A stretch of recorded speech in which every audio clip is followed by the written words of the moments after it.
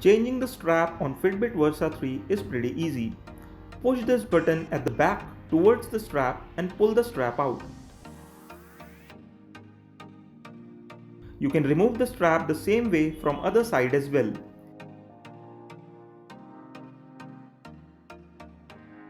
Installing the different straps is also pretty easy.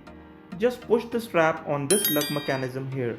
It will automatically latch onto your strap. One thing to note here is that third-party standard 20-22mm straps are not compatible with Fitbit Versa 3.